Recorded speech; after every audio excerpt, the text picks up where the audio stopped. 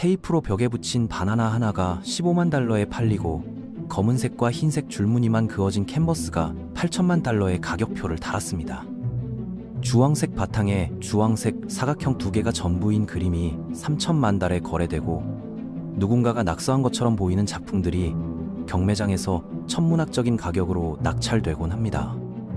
제목조차 없는 이런 작품들이 일반인들에게는 황당해 보일지 모르지만 실제로는 거대한 돈이 움직이는 시장에서 벌어지는 일상적인 거래라는 사실이 더욱 놀랍습니다.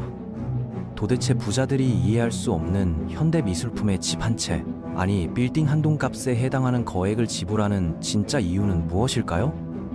혹시 그들이 정말로 예술적 안목이 뛰어나서 일반인들이 모르는 숨겨진 가치를 알아보는 걸까요? 아니면 그 이면에 우리가 모르는 다른 목적이 숨어 있는 걸까요?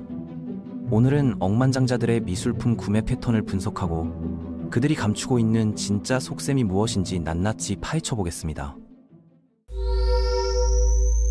첫 번째로 살펴볼 것은 미술품을 활용한 자산 증식의 새로운 방법론입니다.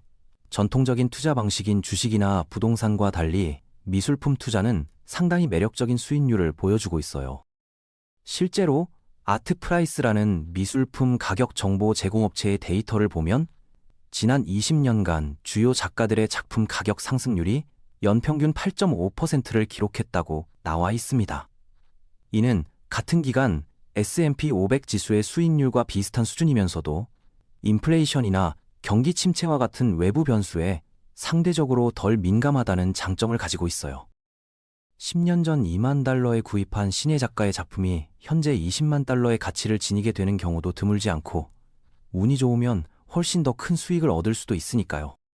특히 장 미셸 바스키아라는 아티스트의 사례를 보면 미술품 투자의 폭발적인 수익 가능성을 더욱 명확하게 알 수 있습니다. 그의 작품은 처음 봤을 때 아이가 크레용으로 낙서한 것처럼 보일지도 모르지만 실제로는 전 세계 수집가들이 탐내는 엄청난 투자 가치를 지니고 있었어요. 바스키아의 무제 작품 중 하나가 2017년 소더비 경매에서 무려 1억 1천만 달러에 낙찰되어 당시 최고가 기록을 경신했습니다. 일본의 억만장자 사업가 마에자와 유사쿠가 이 그림을 구입했는데 당시만 해도 많은 사람들이 그의 결정을 의아해했죠. 하지만 놀라운 건 이 작품이 나중에 더욱 높은 가격에 재판매될 가능성을 보였다는 점이에요. 마에자와는 6년간 이 작품을 개인 미술관에 보관한 후 다른 컬렉터에게 비공개로 매각했는데 그 가격이 1억 5천만 달러를 넘어섰다고 업계에서는 추정하고 있습니다. 결국 그는 이 한 점의 그림으로 약 4천만 달러가 넘는 순수익을 얻게 됐고 연평균 수익률로 계산하면 25% 이상의 놀라운 성과를 거둔 셈이죠. 그런데 왜 바스키아의 작품이 이렇게 높은 가치를 지니게 됐을까요? 미술계에서는 작품 자체의 기술적 완성도보다 작가의 스토리와 시대적 배경, 그리고 미술사적 의미가 훨씬 더 중요하게 작용하거든요.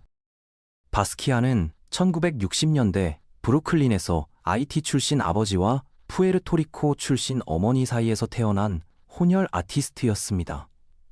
17세에 집을 나와 맨해튼의 거리에서 노숙 생활을 하며 그래피티 아티스트로 활동했고 1980년대 뉴욕의 언더그라운드 문화와 맞물려 그의 독특한 작품 스타일이 주목받기 시작했어요. 특히 흑인으로서 백인 중심의 미술계에서 성공을 거둔 최초의 인물 중 하나였고 그의 작품들은 인종차별과 사회적 불평등에 대한 강렬한 메시지를 담고 있었습니다. 더욱 안타까운 건 그가 27세의 젊은 나이에 마약 과다 복용으로 갑작스럽게 세상을 떠났다는 점입니다. 작가가 사망하면 더 이상 새로운 작품이 나오지 않기 때문에 기존 작품들의 희소성이 급격히 높아지는 거예요. 특히 비극적인 삶을 살았던 작가의 경우 그 파란만장한 스토리 자체가 작품 가치의 프리미엄으로 더해지면서 가격이 기하급수적으로 상승하게 됩니다. 바스키아의 경우가 정확히 이런 케이스였고 거리의 낙서꾼에서 시작해 현대 미술의 아이콘이 된 그의 인생 자체가 하나의 전설적인 작품이 된 셈이니까요. 그래서 투자자들은 단순히 캔버스 위에 그려진 그림을 사는 게 아니라 그 뒤에 숨겨진 드라마틱한 이야기와 미래의 잠재적 가치를 구매하는 거예요. 두 번째로 알아볼 것은 미술품을 통한 세금 부담을 줄이는 전략적 활용법입니다. 이 부분이 정말 흥미로운데 억만장자 로버트라는 가상의 인물을 통해 구체적인 사례를 살펴보겠어요. 2021년에 로버트는 당시 떠오르는 신예 작가로 주목받던 한 아티스트의 대형 설치 작품을 400만 달러에 구입했습니다. 그 후 5년이 지난 2026년 로버트의 연간 소득이 각종 사업과 투자를 통해 5,200만 달러에 달했고 세무당국은 이 중 32%에 해당하는 1,660만 달러를 세금으로 요구했어요. 당연히 로버트는 이런 거액의 세금을 고스란히 국가에 바치고 싶어 하지 않았죠. 이때 로버트는 5년 전 자신이 구입했던 그 설치 작품을 다시 떠올렸습니다. 전문 감정사에게 현재제 시세평가를 의뢰한 결과 작가의 명성이 크게 높아지면서 이 작품의 가치가 2,100달러로 평가됐어요. 만약 이 작품을 시장에 내다 팔면 자본 이득세 29%를 내야 하니까 추가로 약 600만 달러 정도의 세금을 부담해야 합니다. 하지만 로버트는 여기서 훨씬 더 영리한 방법을 선택했어요. 바로 이 작품을 지역의 유명 미술관에 기증하는 것이었죠. 미술관 측에서 기증을 기꺼이 받아들이면 로버트는 세무당국에 2,100만 달러 상당의 자선 기부를 했다고 당당하게 신고할 수 있습니다. 자선 기부 금액은 과세소득에서 공제되기 때문에 로버트의 실제 과세소득은 3,100만 달러로 대폭 줄어들게 돼요. 결국 그가 내야 할 세금은 990만 달러가 되고 처음 작품 구입 비용 400만 달러와 합쳐도 총 1,390만 달러의 비용이 듭니다. 원래 내야 했던 세금 1,660만 달러와 비교하면 무려 270만 달러를 절약한 셈이죠. 게다가 로버트는 미술관에 기증함으로써 문화 발전에 기여하는 훌륭한 필란스로피스트로서의 이미지까지 덤으로 얻을 수 있어요. 그런데 여기서 의문이 들 수 있습니다. 왜 모든 사람이 싼 그림을 사서 감정사에게 부탁해 높은 가격을 매겨달라고 해서 이런 방식으로 세금을 회피하지 않을까요? 과거에는 이런 편법들이 실제로 빈번하게 벌어졌지만 현재는 세무당국도 이런 수법에 대해 철저히 대비하고 있거든요. 국세청은 자체 미술품 감정사를 보유하고 있으며 의심스러운 기증이나 거래에 대해서는 독립적인 전문가를 통해 재감정을 실시합니다. 만약 허위 신고나 가격 조작이 발각되면 막대한 벌금은 물론이고 탈세 혐의로 법적 처벌까지 받을 수 있으니까 함부로 시도할 수 있는 방법은 절대 아니에요. 세 번째는 불법 자금의 합법화 과정에서 미술품이 어떻게 활용되는지에 대한 이야기입니다. 자금 세탁이라고 불리는 이 과정은 불법적으로 취득한 더러운 돈을 깨끗한 합법적 수익으로 둔갑시키는 복잡한 방법이에요.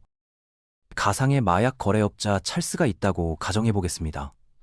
그는 수년간의 불법 거래를 통해 수천만 달러의 현금을 축적했지만 이 돈을 은행에 바로 입금하거나 부동산 구입에 사용할 수는 없어요. 금융당국과 수사기관에서 돈의 출처를 추궁할 것이 뻔하고 그렇게 되면 자신의 불법 행위가 모두 드러나게 되니까요. 이때 찰스는 축적한 현금 중 일부인 1,200만 달러를 사용해 유명 경매장에서 거래되는 명성 있는 작가의 작품을 구매하기로 결정했습니다. 미술 시장의 가장 큰 장점 중 하나는 다른 투자 분야에 비해 상대적으로 높은 익명성이 보장된다는 점이거든요. 제3자나 중간업체를 통해 구매할 수 있고 거래 과정이나 구매자 신원이 비공개로 진행되는 경우가 많아서 당국의 추적이 상당히 어려워져요. 구매 후 찰스는 이 고가 작품을 스위스 제네바나 싱가포르와 같은 자유무역지대에 위치한 전문 보관시설에 맡겼습니다. 자유무역지대는 관세나 부가가치세가 부과되지 않으며 보안과 프라이버시가 철저히 보장되는 고급 미술품 전용 보관 창고예요. 전 세계의 미술품 거래액의 상당 부분이 이런 자유무역지대를 거쳐 이루어지고 있으며 이곳에는 수조 원 가치의 고가 미술품들이 은밀하게 보관되고 있습니다. 몇 년 후 적절한 타이밍을 봐서 찰스는 신뢰할 만한 컬렉터나 갤러리를 통해 이 작품을 1,200만 달러에 재판매합니다. 그러면 완전히 합법적인 미술품 거래를 통해 깨끗한 돈을 손에 쥐게 되는 거죠. 만약 은행에서 이 큰 금액의 입금에 대해 출처를 묻는다면 미술품 판매 대금이라고 당당하게 답하면 되고 자유무역지대에서의 거래는 모두 합법적이니까 전혀 문제가 되지 않아요. 물론 실제로는 이보다 훨씬 더 복잡한 단계와 정교한 위장 과정을 거치겠지만 기본적인 작동 원리는 이와 같습니다. 네 번째로 살펴볼 것은 시장 가격을 인위적으로 조작하는 교묘한 수법입니다. 부유한 미술품 수집가 톰과 그의 부자 친구들이 비교적 무명이지만 재능 있는 작가 제인을 투자 타겟으로 선정했다고 해보겠어요. 제인의 작품들은 현재 개당 1만 2천 달러 정도의 비교적 저렴한 시세를 형성하고 있었습니다. 톰과 친구들은 각자 6만 달러씩 투자해 총 24만 달러의 자금으로 제인의 작품들을 대거 매입하기 시작했어요. 그 다음 단계는 제인을 스타 작가로 만들기 위한 체계적이고 전방위적인 마케팅 작업이었습니다. 소셜미디어와 각종 매체를 통해 제인의 작품과 스토리를 대대적으로 홍보하고 유명 갤러리에서 개인전을 열 수 있도록 뒤에서 자금을 지원했죠. 또한 영향력 있는 미술 평론가들과 인플루언서들을 동원해 제인의 작품에 대한 긍정적인 리뷰와 화제성을 인위적으로 만들어냈어요. 이런 집중적인 노력의 결과로 점차 제인의 인지도가 높아지기 시작했고 그녀의 작품을 찾는 컬렉터들이 하나둘씩 늘어나게 됐습니다. 수요가 증가하면 당연히 가격도 상승하기 시작하는 것이 시장의 기본 법칙이죠. 제인이 주목받는 신의 작가로 미술계에서 인식되면서 그녀의 작품들은 트렌디한 필수 소장품으로 자리 잡게 됐어요. 이제 톰은 자신이 초기에 수집한 작품들을 시장에 내놓을 완벽한 타이밍이 됐다고 판단했습니다. 유명 경매장에서 열린 현대미술 경매에서 치열한 경쟁이 벌어진 가운데 톰의 작품은 놀랍게도 8만 7천 달러에 낙찰됐어요. 초기 구입 비용 1만 2천 달러와 홍보 및 마케팅에 들어간 각종 비용 1만 달러를 모두 제외하더라도 톰의 순수익은 2만 5천 달러에 달했습니다. 비록 절대적인 금액은 크지 않아 보이지만 투자 기간을 고려하면 연평균 50% 이상의 경이적인 수익률을 달성한 셈이죠. 톰의 동료들도 동일한 전략을 사용해 자신들이 보유한 제인의 작품들을 순차적으로 시장에 출시해서 모두 상당한 수익을 거둘 수 있었어요. 다섯 번째는 사회적 지위 향상과 상류층 인맥 형성을 위한 수단으로서의 활용법입니다. 억만장자 제리가 자신의 펜트하우스에 동업자들과 정치인들을 초대해 파티를 열었다고 상상해보세요.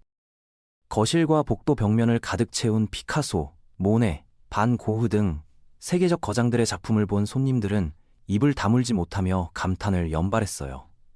저 그림은 루브르 박물관에서나 볼 수 있는 작품인데 개인이 이런 걸 소장하고 있다니 정말 대단하군요. 바로 이런 반응이 제리가 그토록 원했던 것이었습니다.